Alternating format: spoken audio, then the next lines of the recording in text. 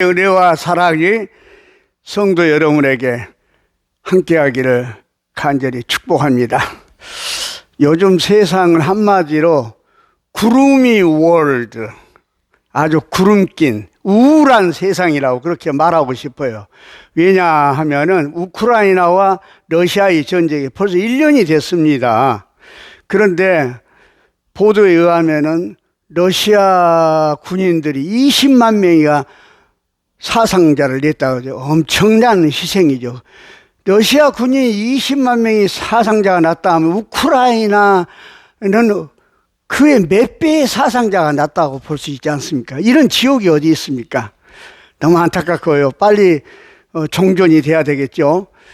그리고 또 이번에 터키와 시리아에서 7.5의 강진이 일어나고서 보도에 의하면 한 5만 명 가까이가 벌써 죽은 사람이 확인이 되었고, 그 무너진 건물더미 안에 추상컨대 한 20만 명이가 죽어 있다고 그렇게 보고 있지 않습니까?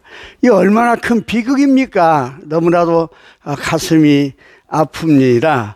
정말로 정말 이 세상이 이런 구름이 월드가 아니라 브라이트 월드, 밝고 쾌활하고 기분 좋은 태양빛이 비치는 그런 세상이 되기를 우리가 기도해야 되겠습니다. 그런 의미에서 오늘 본문의 말씀은 하나님께서 주신 말씀이라고 생각을 합니다. 우리가 이 세상에 살아갈 때 여러 가지 사건들을 만나지 않습니까? 그런데 대체적으로 이 사건을 해석하는 유형이 4가지가 있다고 그렇게 이야기를 하고 있습니다. 첫 번째 뭐냐면 한 사건은 한 사건으로 끝난다, 그렇게 생각한다는 거예요. 거기서 이제 안전범죄라는 것을 생각해 두고 거기서 한탕주의가 거기서 나온 거죠. 이게 아주 위험한 사상이죠. 두 번째 사건을 보는 유형은 뭐냐면 한 사건은 다른 사건으로 이어진다고 하는 그런 사상인 것이, 이것은 인과응보의 사상입니다. 그 심은 대로 거둔다, 그런 이제 이야기지요. 예. 그리고 이것은 이제 상당히 율법적이라고 우리가 볼 수가 있겠습니다. 그리고 세 번째 사건을 보는 유형은 뭐냐면 한 사건은 반드시 자신에게로 돌아온다, 그렇게 이야기를 하고 있습니다. 우리가 아는 대로 야곱이 말이죠, 형을 속이고 아버지를 속이고 삼촌을 속였지 않아요? 그래서 결국은 야곱은 아들들에게 속은 사람이 되고 말지 않습니까? 그런 이야기입니다. 그럴 수밖에 없다, 이런 생각이죠. 그리고 마지막 4번째 사건을 보는 유형은 뭐냐면 어떤 사건인지 하나님께서 보시며 하나님께서 심판하신다는 거예요. 이게 이제 우리가 기독교적인 사관, 기독교적인 사건을 보는 유형이라고 볼 수 있는 것이지요. 예. 안 계신 곳에 계신 하나님, 불꽃 같은 눈을 가지고 계신 하나님, 다 하나님은 다 보시고 계시고 다 알고 계신다, 그 말이에요. 그렇기 때문에 하나님의 심판을 면할 수가 없다, 그 이야기 아니겠습니까?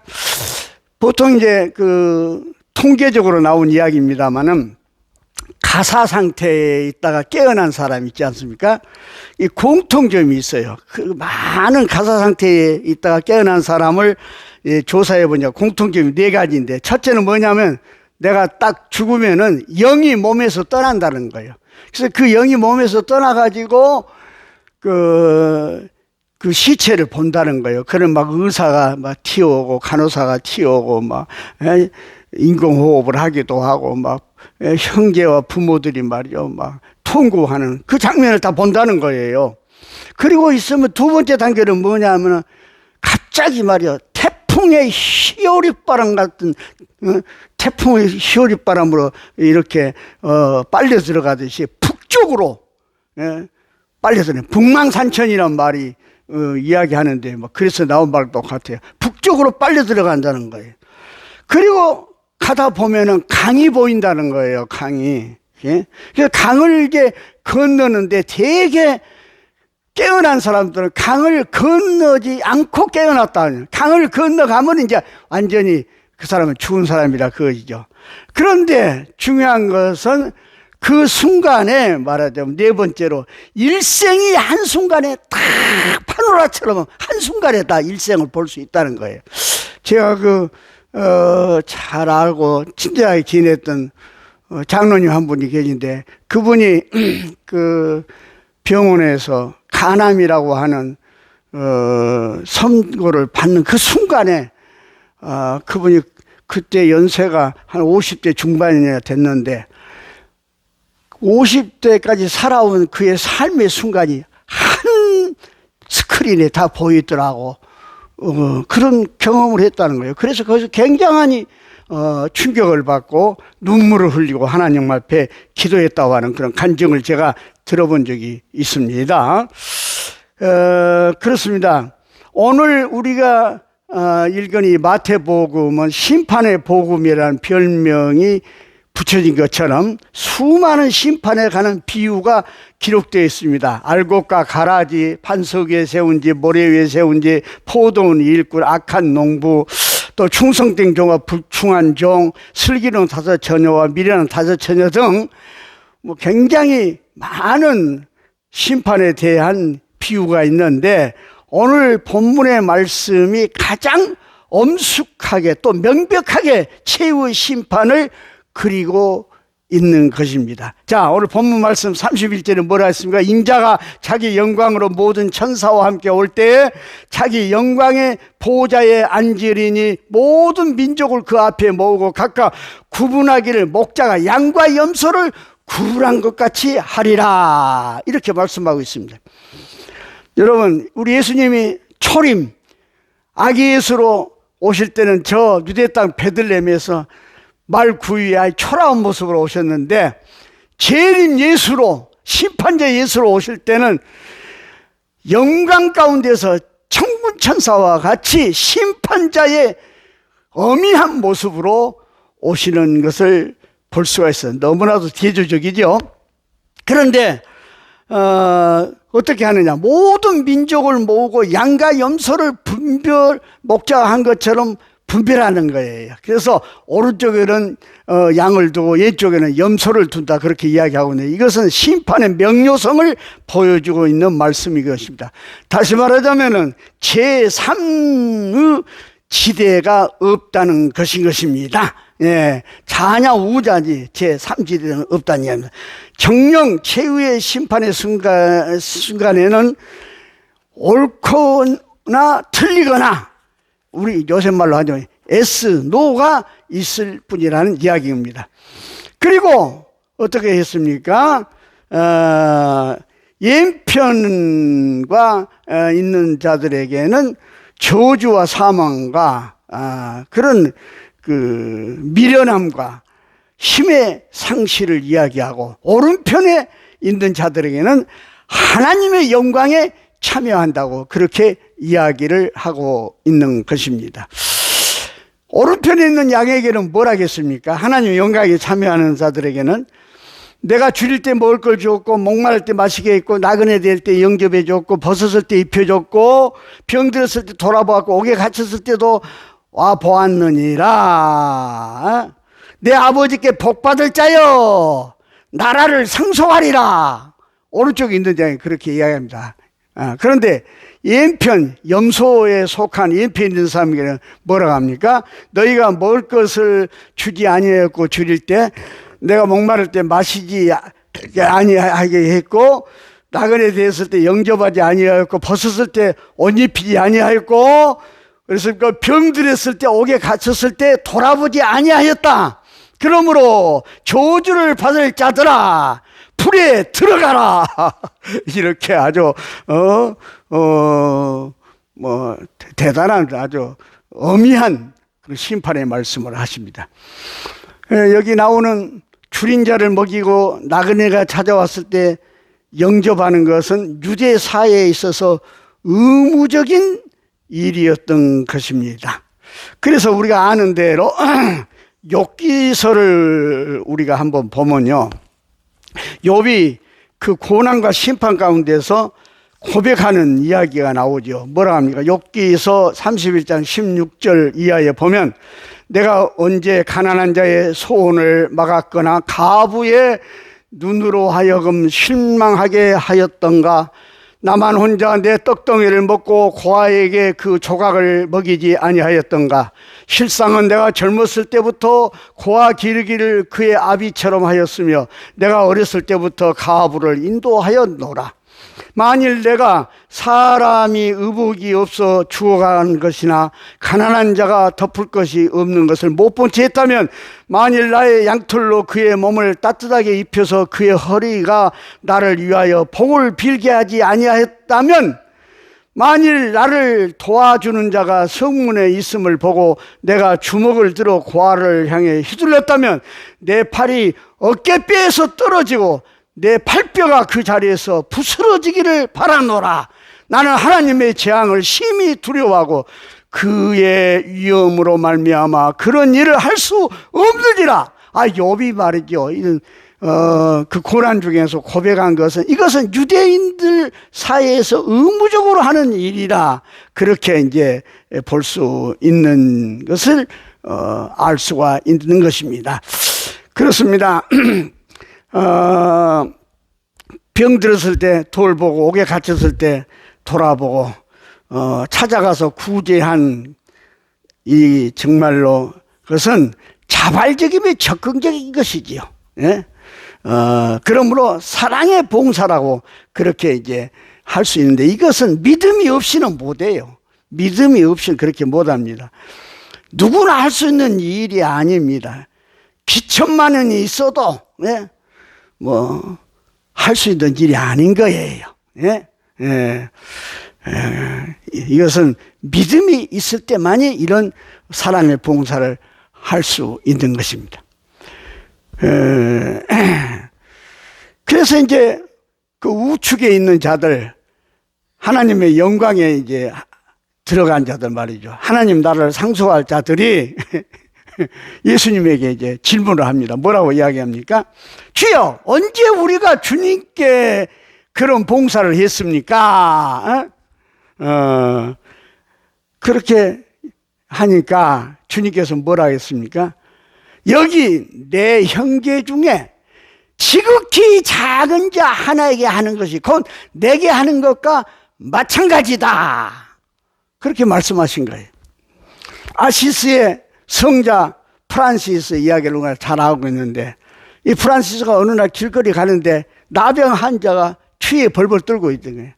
불쌍히 여기서 그 나병 환자를 프란시스가 가서 따뜻한 가슴으로 이렇게 옷을 벗어서 안아줬다고 그래요.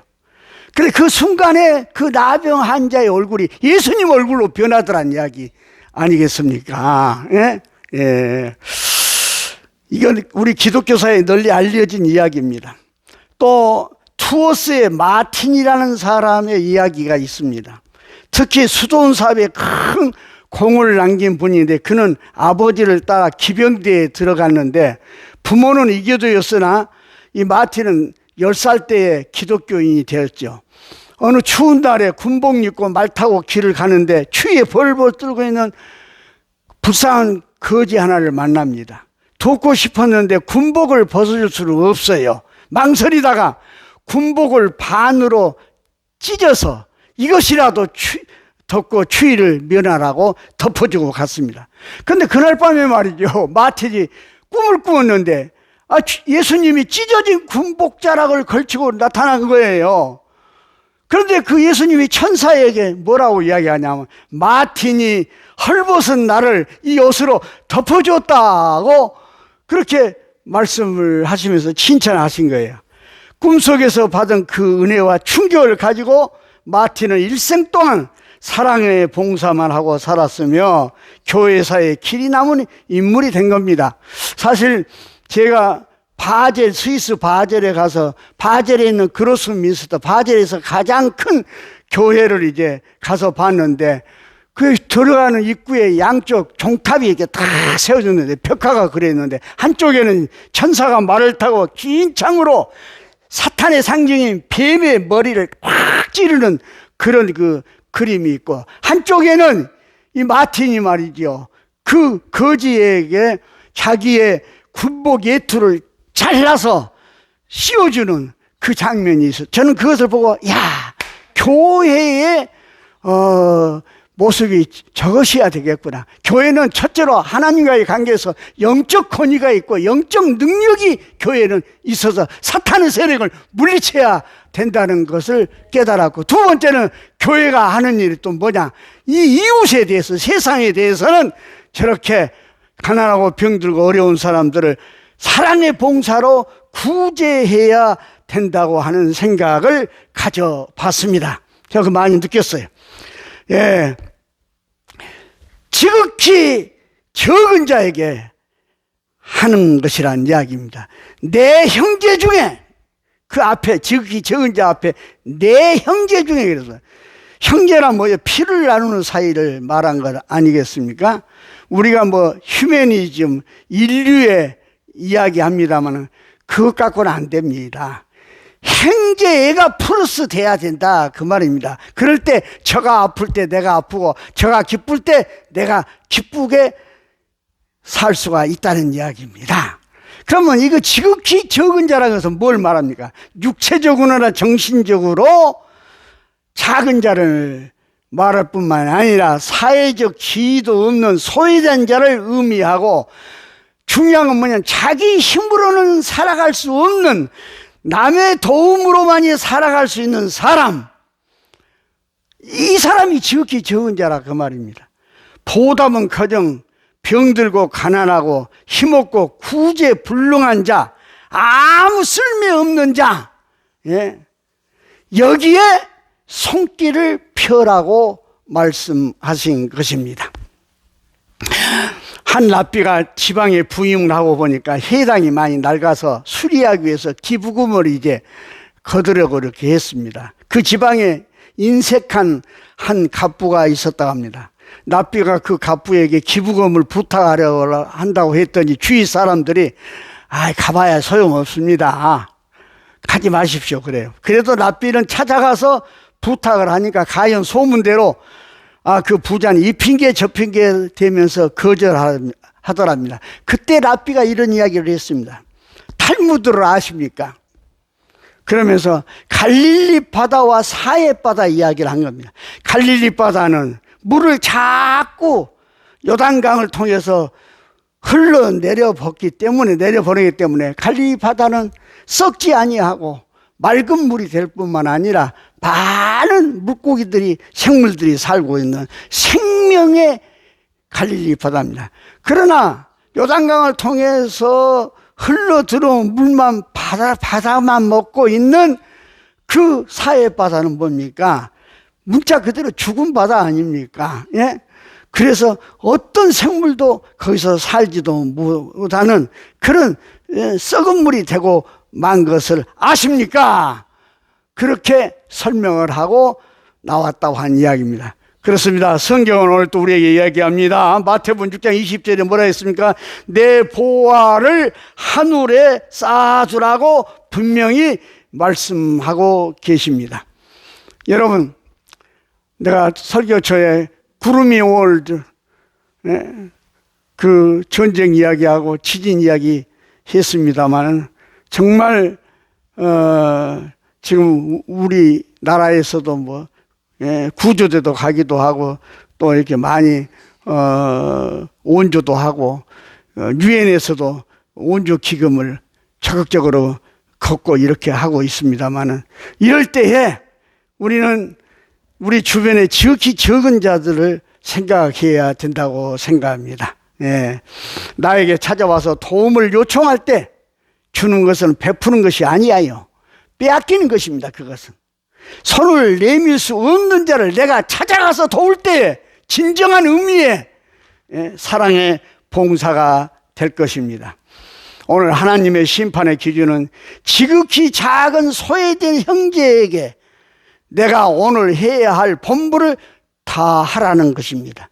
그러면 종말은 물론이거니와 현세에서도 나와 내 후손에까지 이어지는 큰 축복을 받게 될 줄로 믿습니다. 여기에 이 세상이 밝아지는 세상이 될 것이고 여기에 하나님 나라가 이루어질 것입니다.